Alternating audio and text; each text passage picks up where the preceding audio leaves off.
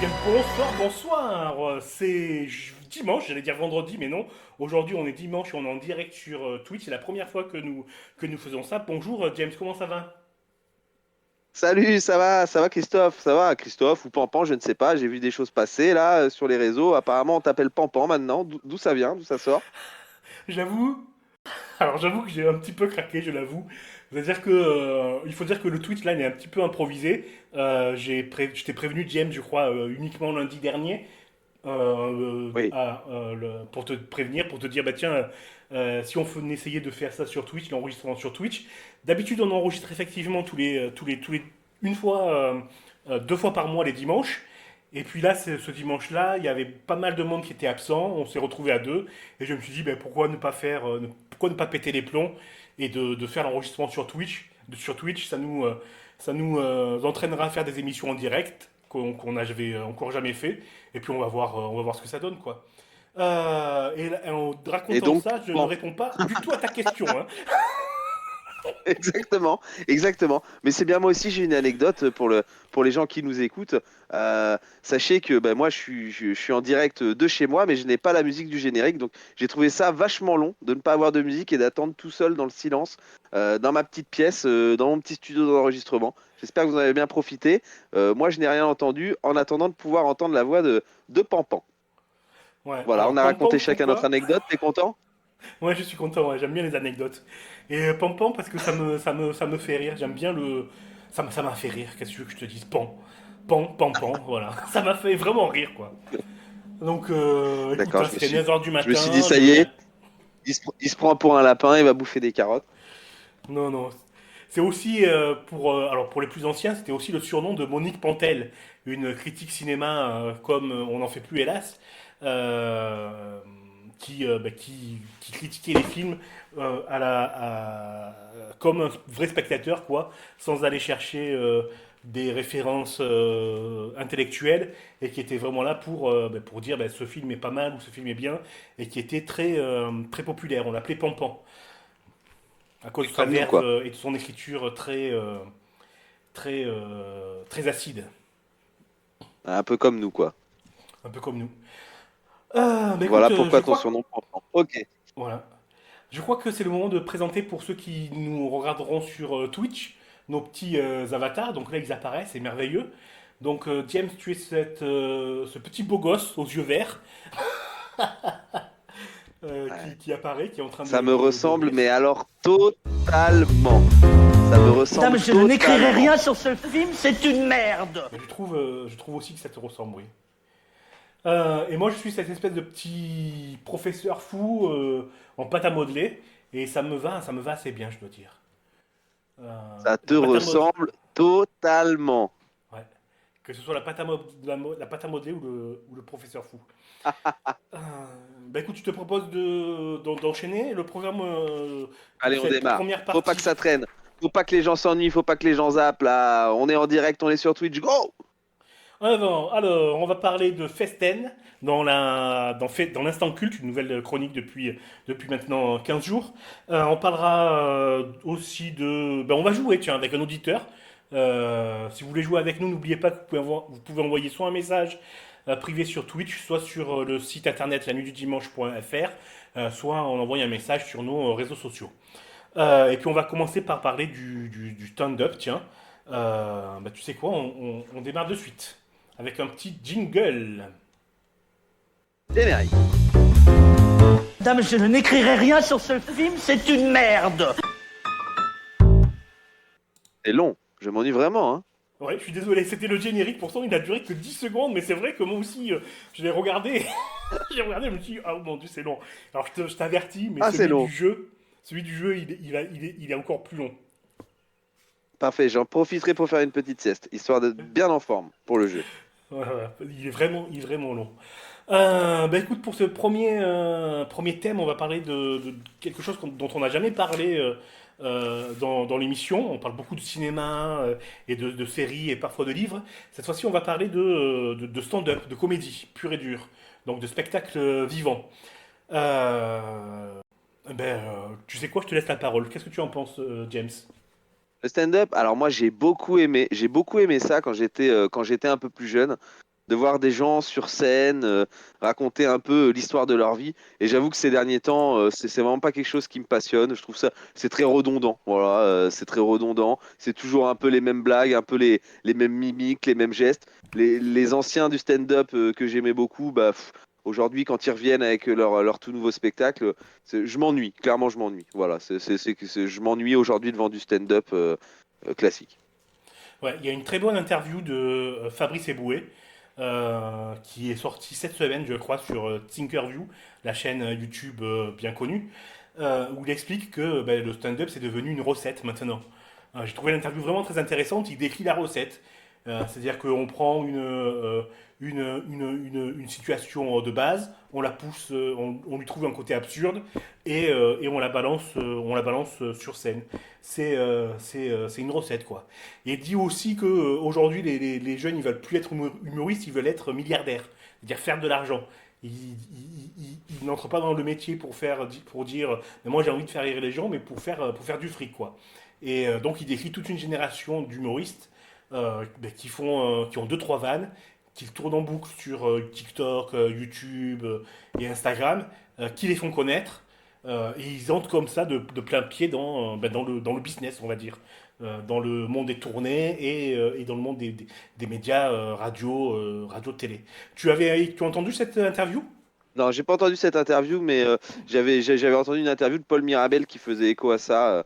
Paul Mirabel, bon, pas forcément quelqu'un que j'apprécie énormément, en tout cas au niveau de son humour, même si je trouve très bon au niveau des chroniques avec Nagui sur France Inter. Mais il disait quelque chose d'un peu pareil, qu'aujourd'hui, il y a des gens qui lui demandaient comment on faisait pour percer, pour faire de l'argent. Il lui disait, bah, tu sais, c'est du travail, c'est long, faut aller, voilà, faut réussir, faut se planter, faut réajuster. Et les gens ne comprenaient pas. Ils disaient non, non, mais comment je fais pour être drôle et faire de l'argent? Et voilà. Donc ça résume bien ce que tu disais et ce que disait Fabrice Eboué. Voilà, c'est symptomatique de l'époque. Et effectivement, alors moi, Paul Mirabel, c'est quelque chose que je comprends pas son humour, quoi. Et surtout, je vois pas en quoi c'est drôle. J'ai l'impression que c'est toujours la même mécanique et même pour ses Oui, chroniques en France Inter, quoi. C'est la même chose du début à la fin. Euh, bon, enfin bref. ah, je Moi, trouve qu'il y a un peu plus de travail, un peu plus de travail, un peu plus de recherche quand même de Paul Mirabel sur France Inter. Bon, même si on s'attend toujours aux chutes, voilà, je trouve que il y a un peu plus de recherche que dans ses sketchs. Voilà, autant son premier sketch m'avait fait rire, autant le deuxième, tu te dis, c'est un copier-coller complet du premier, quoi. ouais, ouais, ben, bon, écoute, d'accord. Moi, je trouve aussi que ces sketchs sur France Inter, c'est du copier-coller de ses précédentes. Moi, sur France Inter, puisqu'on est dessus, je préfère de loin Oh non, mais Waliga toi, et t'es chiant Benjamin aussi. Là, Sablé. arrête, tu es chiant, tu es chiant, tu es chiant, À tu es bas Paul chiant. Mirabel. Tu le sais, ça. Voilà. Oui, je sais, on me le dit souvent. Mais c'est vrai, Paul Mirabel n'est pas drôle, et puis basta, même dans ses sketchs, hein. Il y a toute une génération de comiques pas drôles, tiens. On peut les citer, hein. Jarry. Oh, pas drôle. Ouais. Ah, alors, ah bah tiens, c'est très drôle que tu cites Jarry parce que moi, Jarry, c'est vraiment quelqu'un qui m'a fait énormément rire. Ah, Et mais j'ai à été quel voir son moment? spectacle parce que j'avais énormément ri. Et je suis arrivé à son spectacle et je crois que j'ai ri une fois dans tout le spectacle. C'est quand il fait de l'impro. Et moi, c'est ce que je reproche aujourd'hui à à tous ces comiques, hein. Ils ont un courage énorme de monter sur scène, mais aujourd'hui d'arriver sur scène et en fait de rire à ses propres blagues. Et en fait, on sait que c'est du téléphoné H24. Et ça, moi, ça m'agace. Mais il t'a fait rire à quel moment, Jarry, du coup? Au point que ça te donne envie de le voir en spectacle. Ah, euh, il, Il m'a fait rire pendant le confinement. En fait, j'ai découvert pendant le confinement et je trouve qu'il faisait des vidéos drôles ou alors c'est que j'avais tellement le cafard qu'un rien me faisait rire peut-être pendant le confinement. C'est peut-être ça. Je me suis fait piéger par le confinement. Ouais, peut-être. Bah, moi j'avoue que je suis pas très vidéo humoriste sur les réseaux sociaux. Il n'y en a pas un qui me fait rire. Là, il y en a un qui a beaucoup de succès, c'est Romain Dodwick. Et alors, j'ai été voir ses vidéos et c'est zéro niveau écriture et zéro niveau réalisation. Alors, on leur demande pas de bien réaliser, mais bon, au niveau de l'écriture, il y a pas d'humour, quoi. C'est toujours les mêmes trucs, quoi. C'est insupportable, en fait. Je connais pas, mais après je te trouve un peu dur sur la nouvelle génération parce qu'il y en a quand même qui sont vraiment bons. Roman Frécinet par exemple, je sais pas si tu connais, qui vient de Click sur Canal+. Alors, j'ai jamais vu une seule de ces sketchs, mais on m'en a parlé Ouais. déjà, mais j'ai pas encore regardé. Alors lui, voilà, lui, c'est recherché, c'est poussé, c'est fondé, il y a une morale, un fond derrière tout ce qu'il va dire. Non, moi, je trouve que lui, il est très bon. Je pense que c'est un des seuls qui mérite les big applause aujourd'hui. D'accord. Après, alors je vais pas moto clasher, mais je suis quand même assez moi de l'ancienne génération. C'est-à-dire que pour moi, quand tu montes sur scène, c'est pour faire un personnage et c'est pas pour prendre un micro et faire des vannes du fond de ta classe, quoi. Pour moi, le stand-upper, c'est le cancre qui prend un micro, tu vois. C'est l'humour de cancre, quoi. Moi, je suis de l'ancienne génération, donc Pierre Palmade avec les personnages, Muriel Robin quand elle voulait faire rire, Sylvie Joly, Zouk, donc toutes ces générations-là où tu avais un texte qui servait l'acteur, quoi. J'ai peut-être ce petit snob en moi qui aime les acteurs plus que la blague. Ouais, j'ai grandi avec ça aussi et je te rejoins complètement. Moi, je préfère largement voilà, les mises en situation avec des personnages. On peut jouer avec les voix, on peut jouer avec, avec la façon de se tenir. Et non, je te rejoins complètement. Je pense pas que c'est une histoire de génération, même si aujourd'hui, vraiment, les nouvelles générations n'ont pas connu ça. C'est ce qui faisait rire d'autant plus, je pense. Il y a Society, le magazine, a publié un hors-série là sur le rire qui est pas mal et qui parle justement des stand-uppers et du milieu pourri que c'est, notamment dans un article qui s'appelle. Alors je vais le partager, attendez. Alors, je le partage pour ceux qui regarderont la vidéo sur Twitch puis sur YouTube, mais pour ceux qui nous écoutent comme d'habitude le vendredi à partir des 18h sur Spotify, Deezer, etc., ben, vous ne verrez pas bien sûr le partage, il ne va pas s'afficher sur vos radios ou sur vos téléphones. Donc ça s'appelle Mal de rire, et donc ça raconte les coulisses des stand-up et des clubs de comédie, notamment surtout à Paris. Et justement, il y a une citation qui fait référence à ce que j'ai dit là, sur l'ancienne génération, la nouvelle génération. C'est Verino. Tu connais Verino? Ouais, Verino, ouais, j'aime pas du tout. Alors, encore une fois, je ne le connais pas, moi, personnellement.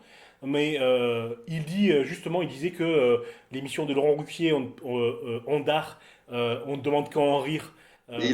Il a commencé là-dessous, lui. Il a commencé, Verino, je crois, avec Laurent Ruquier à Ondar. Mais voilà, hein, il dit que justement ça a été une grande émission pour faire connaître de nouveaux talents, mais par contre que ça a tué pas mal de stand-uppers parce que les personnes qui étaient là étaient de l'ancienne génération, ils avaient l'habitude de voir du comique de personnages et ils ne comprenaient pas ce que faisaient ces gens sans interpréter un rôle, quoi. Je te cite son truc, ça me paraît bien ce qu'il dit. Il dit, je cite, les gens ne comprenaient pas pourquoi je parlais seul au micro au lieu de mettre une perruque. Cette émission nous a tout servi, mais fait un peu de mal aussi, estime-t-il. Être noté et humilié en direct par un jury sur un tabouret, est-ce qu'il y a pire? Et franchement, tu sais quoi, c'est cracher dans la soupe. Moi, c'est mon avis. C'est une émission que j'ai beaucoup regardée. Je trouvais ça super. Ça a quand même sorti énormément de talents, hein, des Jérémy Ferrari, des Arnaud de sa mère. Verino, et je pense qu'il a eu un gros coup de projecteur aussi là-dessus. Je trouve que c'est vraiment mal placé et vraiment pas bienvenu de dire quelque chose comme ça. Parce que c'est vraiment cracher. Pour moi, c'est vraiment cracher dans la soupe. Là, c'est pas bien. Moi, je pense que cette émission-là, elle a été ce que a été la classe à l'époque, quoi. Ou le petit théâtre de Bouvard pour les plus anciens.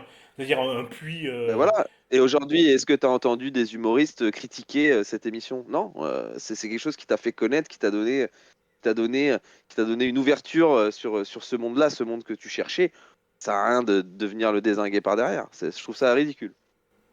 Ouais, je suis d'accord avec toi. Donc c'est sur Society, je vous invite vraiment à lire l'article euh, qui parle de ça, c'est vraiment pas mal. Il y a un autre article aussi et comment ne pas en parler puisqu'on parle de stand-up, dans le même numéro qui parle de Gad Elmaleh. Alors c'est un article qui date, donc c'est un hors-série, hein, donc c'est un peu une compilation des articles. Donc l'article s'appelle Gad et le malaise et ça revient bien sûr, ça a été publié lorsque Copy Comics a publié sur YouTube les preuves que Gad Elmaleh avait plagié énormément d'humoristes. Ça t'avait étonné toi, James?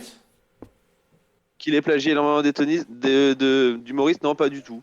Non, ça m'étonne pas du tout. Après, bon, plagier énormément d'humoristes, voilà, je pense que voilà, ils piquent plus tous ou moins leur vanne. Personne invente réellement une vague, va surfer sur quelque chose qui fait rire à un instant T. Voilà, après, il est allé chercher de l'inspiration aux États-Unis. Bah voilà, c'est. Après, ça reste. Voilà, c'est Gad Elmaleh, ça fait vraiment partie des artistes que j'ai adoré quand j'étais jeune. Et aujourd'hui, typiquement, je vois ces nouveaux spectacles, je rigole pas du tout.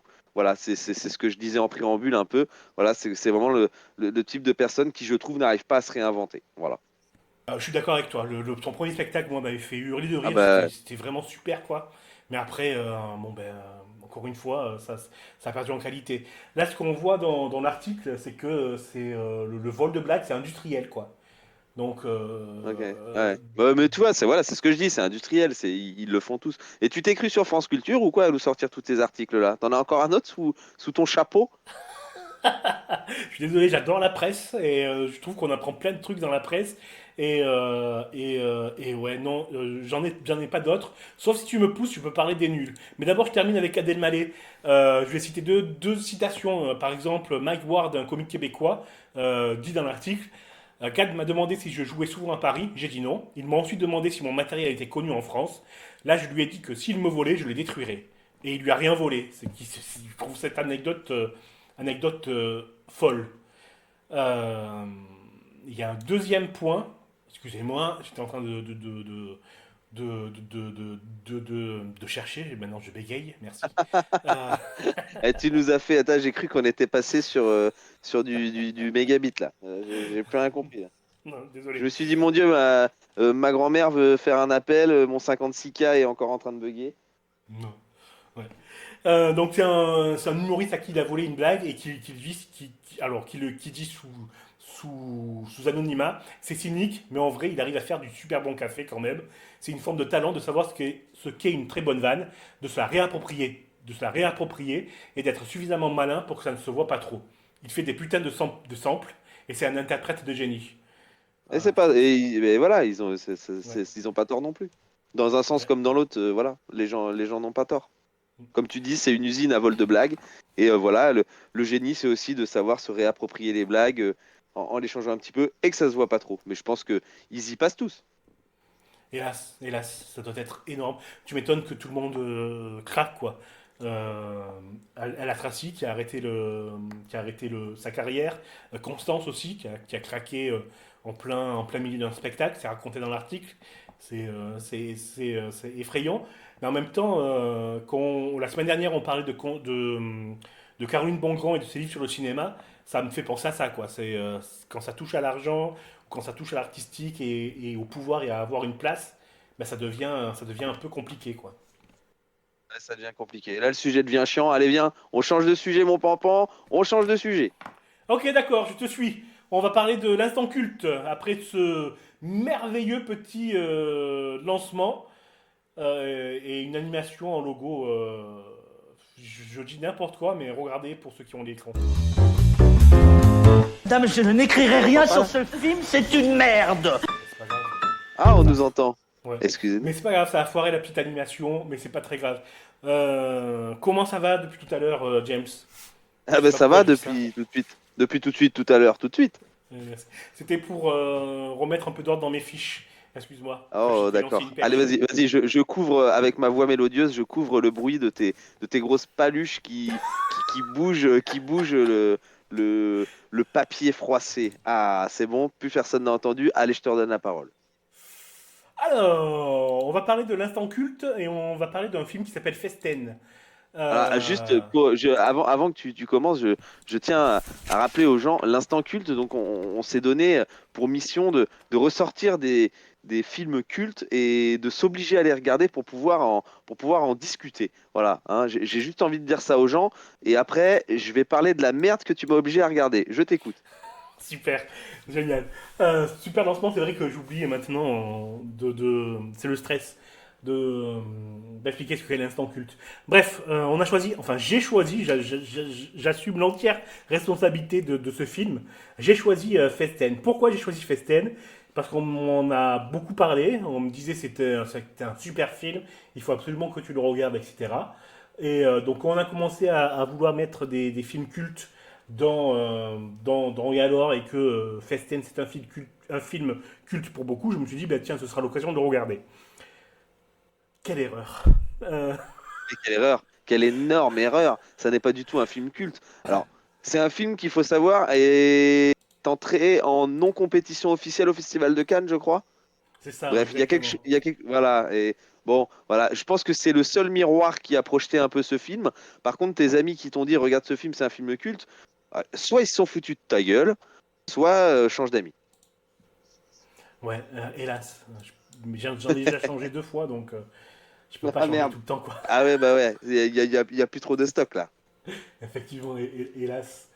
Euh, Bon, allez, pitch-nous un peu ce film-là pour les auditeurs. On sait pas, ça peut intéresser des gens. Parce qu'en fait, le pitch est pas mal. Quand tu vas pitcher le film, les gens vont se dire, oh putain, c'est super finalement. Ils disent un peu n'importe quoi, James et Pampan.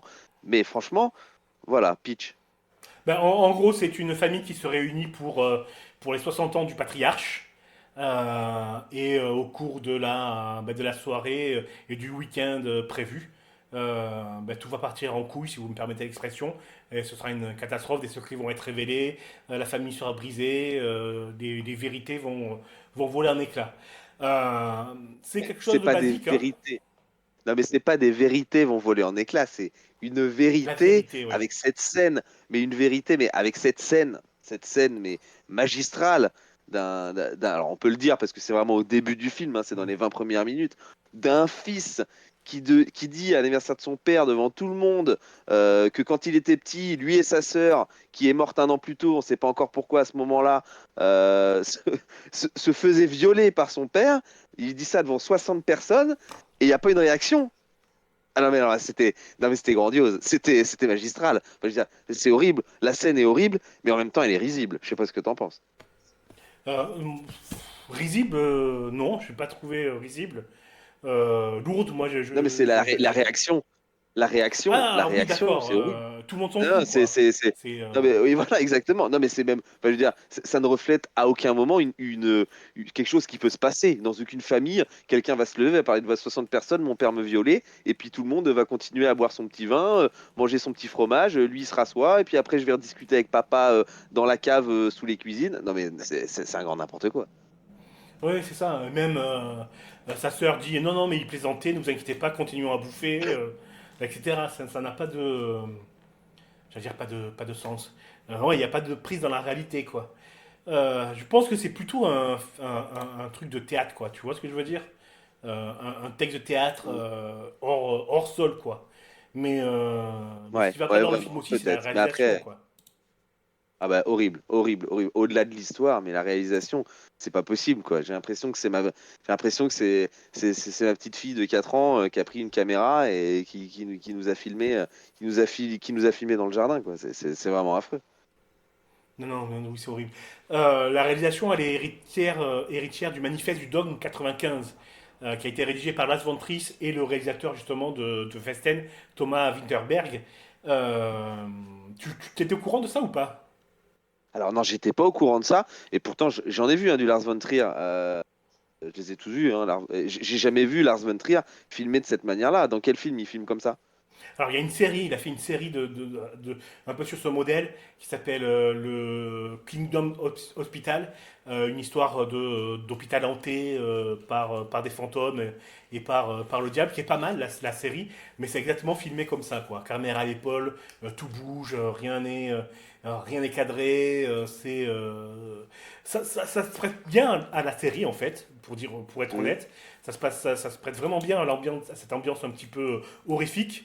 Euh, mais, dans, Oui, ce- mais dans ce huis clos familial, ouais. ça devient n'importe quoi. Vraiment n'importe Ouais, quoi. voilà, ouais, ouais. C'est ce que j'allais dire. J'allais dire une caméra embarquée quand on regarde un projet Blair Witch, un rec, on peut le comprendre, ouais, tu vois, quand il y a un petit peu d'horreur. Donc là, ce que tu me dis, non, je connais pas effectivement ça de Lars von Trier, Kingdom Hospital, mais du coup, ça se prête un peu plus à l'ambiance, voilà, ça renforce le côté peur. Mais c'est vrai que là, il y a une réunion de famille, enfin, filmée comme ça, non, c'est juste horrible. Ouais, ils avaient des préceptes, hein. Ils voulaient filmer, réinventer un petit peu le cinéma, un peu comme la nouvelle vague après-guerre. Alors autant la nouvelle vague, tu peux comprendre, toute la société qui était corsetée et les jeunes avaient envie un petit peu de liberté. Bien que des années plus tard, Claude Chabrol a dit que c'était une simple opération publicitaire. Mais bon, ça, on en reparlera peut-être dans une autre émission, c'est pas le cas. Mais là, c'était un petit peu pareil. Ils voulaient révolutionner le cinéma, les deux, là. Il y avait 10 préceptes, je vais pas vous les dire les 10, mais il y avait par exemple tout traitement optique ou filtre est interdit. Donc, c'est-à-dire de filmer brut, pas de maquillage, pas de filtre, pas d'effets spéciaux, etc. Pas d'action superficielle, armes, meurtres, etc. ne doivent pas apparaître. Euh, le réalisateur ne doit pas être crédité. Alors ça n'a jamais été, ça n'a jamais fonctionné, hein. Ils ont toujours crédité les réalisateurs. Caméra doit être portée à la main, donc toujours à l'épaule et toujours une image qui tressaute. Donc voilà, il y avait tout un tas de petites directives pour avoir le sceau estampillé Dogme 95. Et au final, ça Eh fait ben, pas on des est films, content, on est content que leur secte n'ait pas évolué. non. Voilà. Il y a quand même 50 films qui ont été faits sous le dogme, et je t'avoue que les deux premiers sont les plus connus, c'est-à-dire Festen, que je t'ai imposé, et Les Idiots de Lars von Trier, que je n'ai jamais vu et que je ne verrai pas, hein, après avoir vu cette catastrophe. Ouais, bah écoute, il n'y a rien d'autre à dire, je pense, à part aux auditeurs. Si vous voulez connaître un petit peu ce qu'est le dogme 95, n'hésitez pas à aller jeter un œil, ne serait-ce que 20, 30, 40 minutes. Et il y en a peut-être qui vont apprécier ces choses-là. Nous sommes peut-être hors champ, Ouais, mon cher êtes, Pampan. ouais, d'ailleurs, si vous n'êtes pas, oh non, si vous n'êtes pas d'accord avec ça, envoyez-nous un petit message, tiens, pour nous dire. Voilà, On et va on peut-être, vous invitera pour discuter. ouais, tiens, ouais, très bonne idée, on fera ça. Promis, promis juré. Écoute, je te propose de faire une première pause. Première pause musicale. Alors, la pause musicale, ben oui, on va faire une petite pause musicale. Est-ce qu'on est regardé, tiens? Il n'y a qu'une seule personne qui nous regarde, c'est très gentil à toi. J'ai pas ton pseudo, C'est rien, toi. mais je te remercie vraiment. Surtout, s'il te plaît, ne pars pas pendant la pause. Euh, Reste avec nous. ouais, Et on va t'es sûr que écouter. c'est pas nous qui sommes connectés? C'est peut-être nous qui sommes connectés, on s'auto-regarde, mais on s'aime bien, nous. Moi, je pars pas en tout cas. Non, non, c'est pas possible, puisque le seul qui est connecté là, je me suis connecté avec le compte de la nuit du dimanche, donc ça peut pas être, je suis pas compté, tu vois, je suis Alors pas ne fais pas de compté. pont et lance-nous la musique là avant qu'il s'ennuie. Ah Ou non, non, elle alors d'ailleurs. pourquoi pas Pink, At Me, Oh, j'adore. c'est parti.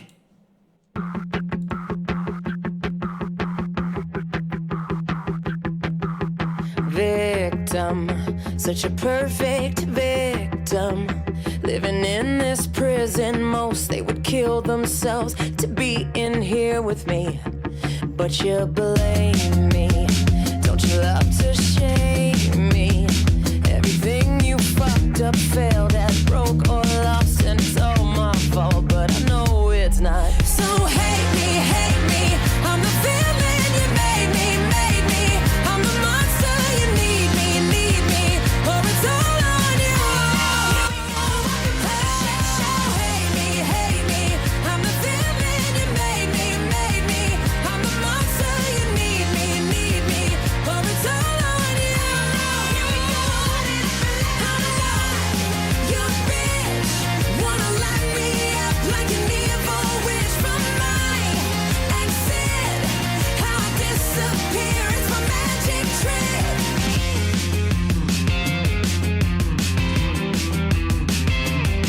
A deflection from your true reflection, and you just get hazier and blurrier the more time ticks along.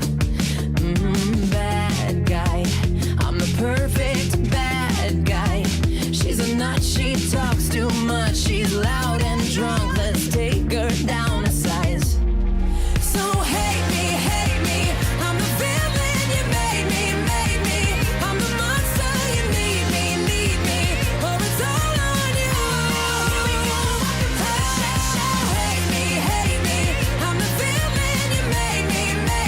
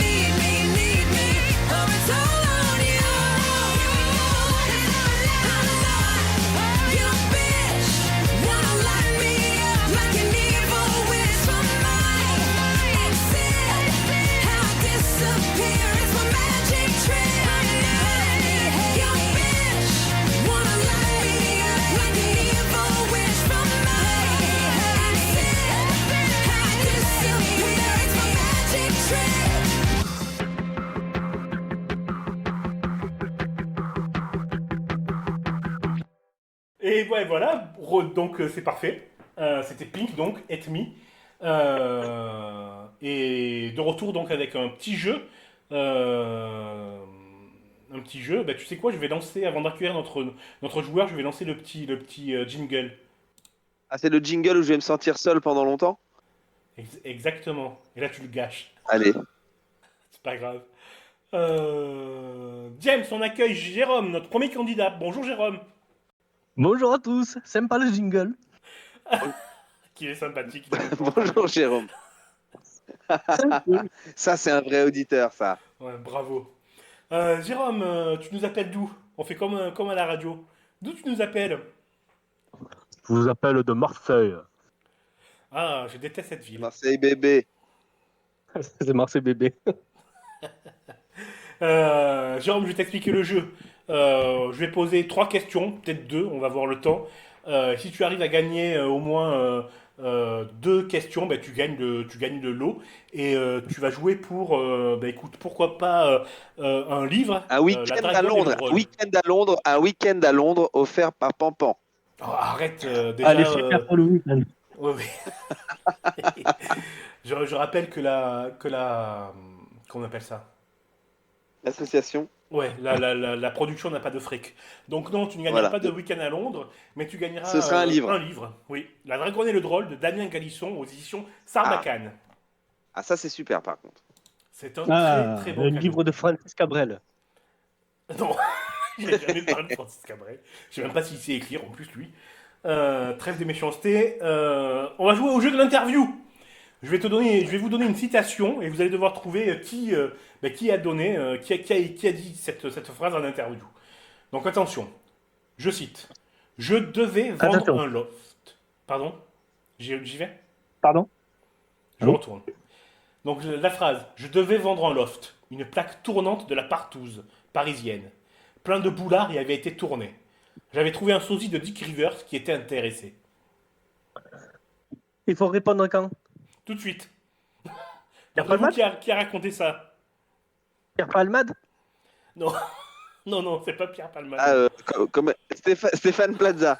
Stéphane Plaza, non. Ça aurait pu être les deux, hein. Surtout Plaza d'ailleurs. Hein. Ah oui, oui, Cyril bah oui, Hanouna c'est pour ça. Mais Jérôme, on t'a pas Allô entendu. Allô? Cyril Hanouna? Cyril Hanouna, il a dit. Non, c'est pas Hanouna. C'est pas... Il a été, lui, vendeur. Est-ce que c'est un. Ah, c'est Ah, un Ah, c'est vendeur ce que de j'allais maison? dire, c'est un agent immobilier connu? Ah non, non, non. Non, non, non, non. C'est pas du tout un agent immobilier. Et c'est un acteur français, Un pour acteur? dire la vérité. Ouais. Un acteur. Un Un acteur acteur français, Jean français? Dujardin. Non, plus jeune, beaucoup plus jeune que Jean Dujardin. Ah, Pierre de la Ninet, trentaine. Pierre Ninet. Non, Ah, toujours Pierre non. Galabru. Mieux que Pierre Ninet. Galabru. Galabru. Galabru. Non, c'est pas Galabru. Comment il vivant, un s'appelle acteur lui? vivant. François Civil. François Civil. Non, mais c'est la génération de François Civil. Par contre, le mien, il est beaucoup plus drôle que François Civil. Mais moins Plus drôle bon. que François Civil, ça va être dur, hein. Ouais, C'est et moins Pierre bon. Ninet, pas Pierre Ninet, pas François Civil. C'est pas Jonathan Pierre Cohen? Bénichou. Ah, j'ai entendu Oh. la réponse. C'est Pierre Bénichou. Pierre Bravo, Bénichou. James. Ah, mais- Non, c'est pas vrai. C'est pas vrai, c'est pas James. C'est Jérôme qui a la bonne réponse, c'est notre auditeur. C'est bien Jérémy Cohen, bravo. Jonathan Cohen. Ouais. Donc, première bonne réponse. Il dit ça dans une Ah, interview. bien joué. Très bien joué, ouais. Il dit ça dans l'interview. Ben, tout à C'est l'heure, vrai on que ça va parlait. bien. Ça lui va bien. Ouais. Tout à l'heure, on parlait de stand-up, et justement, c'est dans le même numéro de Society que l'on trouve cette interview. Alors, c'est pas mal, hein. Donc, il raconte un peu comment il est arrivé, comment il en est arrivé là, connu, acteur, etc., etc. Il est d'ailleurs dans le film que je vous ai conseillé la semaine dernière, Making of. Si vous ne l'avez pas vu, il faut vraiment aller le voir, c'est un super film. Et je trouve que... On est reparti sur France Culture là. Ah merde, excusez-moi.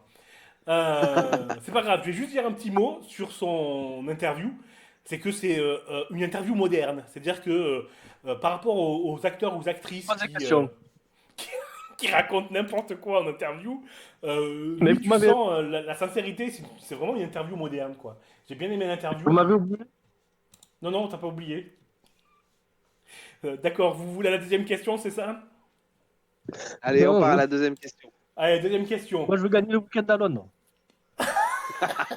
Arrête, tu m'as mis dans la merde, James. Deuxième question. Il va falloir T'as le intérêt payer, à répondre à cette question. Qu'est-ce que le no-show?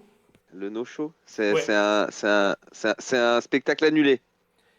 Alors, Non.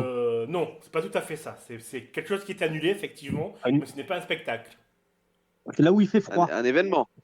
Là où il fait froid, Jérôme, qu'est-ce que ça veut dire? Ben, nos shows, il fait froid. Ah, d'accord. No-show. Non, C'est c'est le- pas, non, c'est pas ça. C'est le pôle Nord, voilà, c'est le pôle Nord. Le pôle Nord a été annulé, non, toujours pas. Non, c'est un événement annulé? Ouais, on peut dire ça, ouais. Quelque chose de bien particulier comme événement? Est-ce que ça oui, consiste au c'est particulier. Très particulier. Est-ce que c'est un spectacle? Alors non, c'est pas un spectacle. Ça touche à No quoi? show, S-H-O-W, mais c'est pas dans le sens de spectacle, le show. C'est le verbe même en anglais, quoi. Le verbe même en anglais? Ouais, c'est Montrer, quoi. la traduction littérale de show en anglais, c'est pas spectacle. On n'a pas le droit de le montrer, c'est quelque chose, c'est un programme interdit à la diffusion. Alors, tu as la bonne définition du show, donc ça veut dire montrer effectivement, et no show, ça veut dire ne pas se montrer. Mais c'est pas montrer un Ouais. truc, c'est ne pas se montrer soi-même. Là, vous brûlez, là. On approche de la solution, je pense. Je sais pas. Et dans le milieu du spectacle? Non, c'est pas dans le milieu du spectacle. Par contre, ça peut être après le spectacle. Ça peut être après un spectacle, genre, avec tes amis. Est-ce que c'est le monde de la glace? Le monde de la glace? Non. Pourquoi le monde de la glace? C'est quoi le rapport? Ben, chaud et la glace, c'est froid. Non, toujours pas. Toujours pas. On ne sait pas. Il nous faut un Après le indice. spectacle? Ouais, Pardon, un Jérôme? indice. Un indice? Oui. Bah écoutez, c'est quelque chose qui se passe ou avant une sortie ciné ou spectacle, ou juste après. Vous allez au spectacle avec vos Au bar. amis, bah, qu'est-ce que vous faites avant ou après? On boit. Par exemple, Oui, vous on buvez, boit. mais vous faites aussi Oui. autre chose en même temps que boire, généralement. On mange des cacahuètes. Oui, vous mangez, c'est ça. Peut-être On mange que au vous faites restaurant. des cacahuètes. Voilà, c'est ça. C'est bien, bien, Jérôme. Donc, du coup, le no-show, c'est quoi? Manger au Ah, restaurant. c'est ne pas faire l'avant et l'après un spectacle, mais arriver pile poil à l'heure et partir juste à la fin, quoi. C'est-à-dire qu'on reste même pas aux applaudissements, quoi. Non, non, c'est pas ça. Jérôme avait un début de réponse et ça concerne effectivement les restaurants. Mais ça On nécessite mange au pas- restaurant. Alors, effectivement, c'est à peu près ça, mais c'est pas vraiment ça. C'est pas vraiment la bonne réponse. On réserve que- le restaurant et on On part pas à l'heure. réserve le restaurant, effectivement. Donc là, on s'approche de la bonne réponse, mais c'est quoi le no-show? Ah, on réserve, on n'y va pas. Bien! Ouh, ça a été laborieux, c'est ça, oui. Bravo, Jérôme. Waouh! C'est bien ça, ouais. Trois, Réserver un deux. restaurant. C'est qu'on réserve le restaurant. Ah, zut. Welcome to London, Jérôme.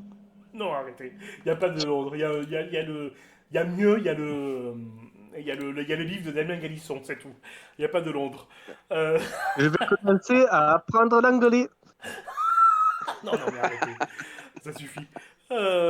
Donc, effectivement, le no-show, c'est À une moi, tendance. Londres.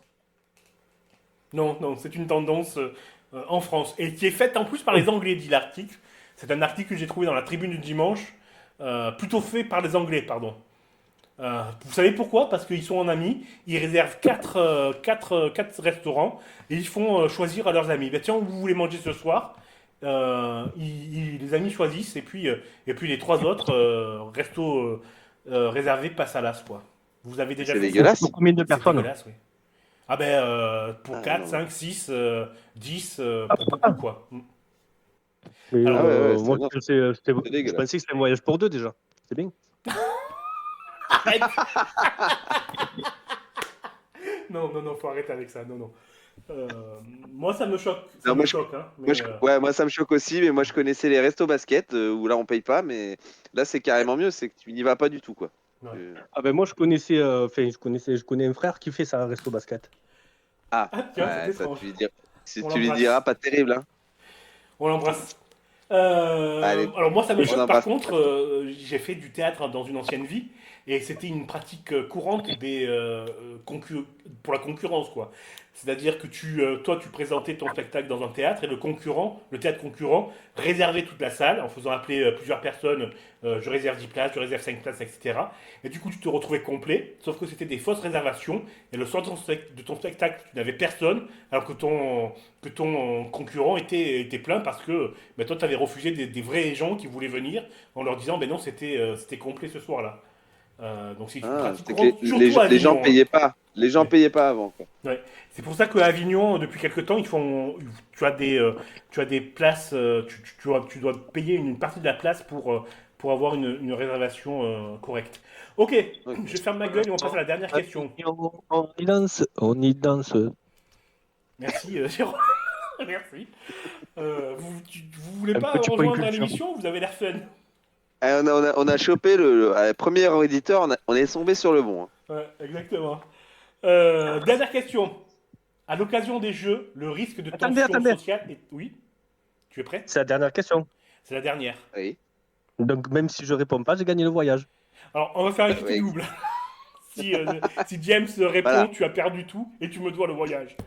Et vous me devez le voyage. Alors, attention. Qui a dit, à l'occasion des Jeux, le risque de tension sociale est important?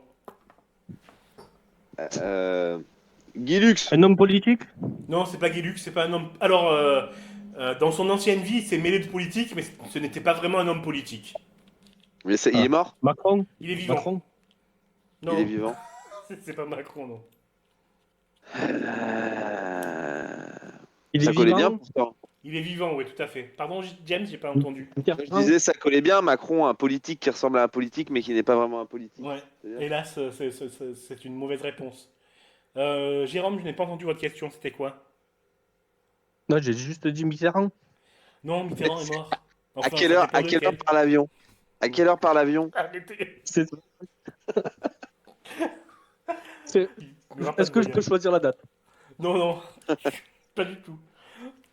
Euh, euh, hum, qui pourrait. C'est un ouais, mais c'est quoi? Il a fait de la politique, mais il n'est pas politique. Ah, c'est chiant ça. Il a fait quoi d'autre, cet homme-là? Il a eu affaire à beaucoup de politiques, pardon, notamment en négociation ou pendant les grandes grèves. Là, C'est les vous avez un journalistes? axe, hein. Non, ce n'est pas un journaliste. Un jour. Ah, un responsable enfin, un des porte-parole de grévistes, de mouvement. Alors, je dirais que c'est plus qu'un porte-parole. C'est le porte-parole. Non, non, c'est plus que le porte-parole. C'était un chef, quoi. C'était le patron. C'est Ah, les mais chefs. pourquoi c'était? Il est mort. Non, alors je dis c'était parce qu'il n'est plus. Il a changé de taf. Maintenant, il s'occupe des Jeux Olympiques de 2024 à Paris. C'est une femme? Non, Ah c'est un ouais. homme. Ah oui, comment il s'appelle? C'est le responsable des Jeux Olympiques. Ouais, enfin, c'est pas le responsable. Ah, Il est responsable d'un certain point dans les Jeux Olympiques. ouais. J'ai vu la dernière fois une interview de lui, mais non, je l'aurais pas. J'aurais pas. Il faut Il que a tu la nous coupe à aides. choisir. Est-ce que je vais tenter, moi? Bernard Thibault? Ben, c'est la bonne réponse. Oh là là là là là, mais c'est Simplement le fort. hasard, hein. C'est fort. Donc, Ouais. bravo Jérôme, vous conservez votre voyage à Londres. Bravo. Non, bah, arrête Merci. avec ça. J'ai jamais dit qu'il y avait un voyage Merci. à Mais tu viens Londres. de le dire, tu viens de dire si James répond pas, le voyage s'annule, quitte ou double. Donc Ouais, mais s'il ça- répond bien, Ça, je vais le couper, ça. Donc je suis Ah, pas d'accord. tenu de le respecter. C'est Mais effectivement. moi, j'ai c'est tout Bernard enregistré. Thibault. Maintenant que c'est passé, j'ai gagné le voyage. Non, tu as gagné, on le répète, tu as gagné la dragonne et le drôle de vous Damien avez Galisson. gagné. Vous avez gagné. Alors, les J'ai gens gagné la vont dragonne croire et que le drone? J'ai gagné un Les drone gens aussi? les gens C'est l'enfer. vont croire que vous connaissez, vous deux. Oui, c'est bizarre, hein. C'est vrai, c'est très bizarre. Je suis sur les fesses. Je suis tout, comment on peut dire, bouleversé What? James, prends la parole. Ouais, Jérôme, merci d'avoir été notre premier auditeur. Vous avez gagné donc le superbe Attention. livre de Damien Galisson, La Dragonne et le drôle. Le drôle, pas le drone. Aux éditions Sarbacane, dont on a déjà parlé dans cette émission. Merci Jérôme, j'espère que tous les auditeurs qu'on aura pour faire gagner des voyages seront comme vous. Et un jour, un vrai voyage se fera gagner en fonction du nombre d'auditeurs. Et c'est là où vous direz, Jérôme, j'ai bien les boules d'avoir appelé si tôt. Voilà. C'est ça. Mais je suis content d'avoir un livre, ça m'obligera à dire. Bah super. Eh ben, tu sais quoi, sur ça, James et Jérôme, on va s'arrêter là. On va s'arrêter pour la première partie de Et alors. On va envoyer une petite musique et je te propose, James, comme je suis dépassé par les événements et complètement stressé, j'abdique et je te laisse les rênes de l'émission. Ça te va? Allez, je reprends, je Allez, reprends. Qu'est-ce que tu nous mets comme musique? Alors, je vais vous mettre Ahmed Saad Deb Deb. Je suis désolé pour la prononciation. Et on se retrouve juste après pour un nouveau générique et une deuxième émission. Alors, sauf pour ceux qui nous écoutent comme d'habitude le vendredi à 18h sur Deezer, Spotify et blablabla. À ce moment-là, vous aurez la deuxième émission la semaine prochaine. Mais pour ceux qui regardera la vidéo et sur Twitch, vous aurez la deuxième émission tout de suite. Merci Jérôme. Ça marche. Merci Jérôme. À Merci bientôt. à vous. Je lance la musique. À tout de suite. Ne quittez pas. انا طالع وماليش سقف والواحد مني بقلب مش عارفين يعملوا زيي ومني بيضربوا كف في كف لما ادخل اخش بقلب لما اجي بياخدوا الجنب خطوتي ليها الف حساب لما بتنزل على الارض الدب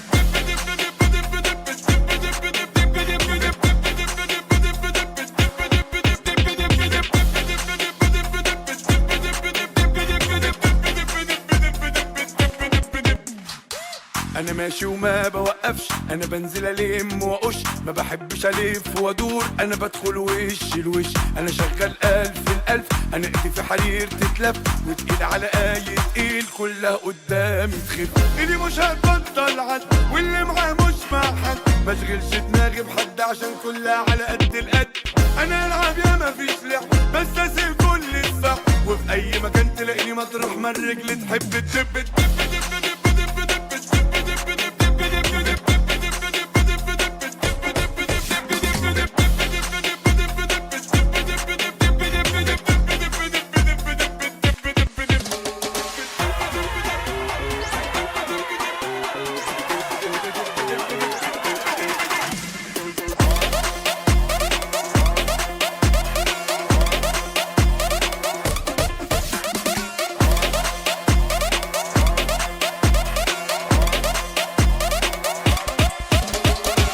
انا جاهز من دلوقت مش لسه هضيع وقت طالع من فوق على فوق والباقي من تحت لتحت لما اجي انا باكل الجو حلو من غير محلو بيخافوا اول ما انا باجي انا بالنسبه لهم عو اللي مش هتبطل عد واللي معاه مش مع حد ما اشغلش دماغي بحد عشان كلها على قد القد انا العب يا ما فيش لعب بس اسيب كل الصح وفي اي مكان تلاقيني مطرح ما الرجل تحب تدب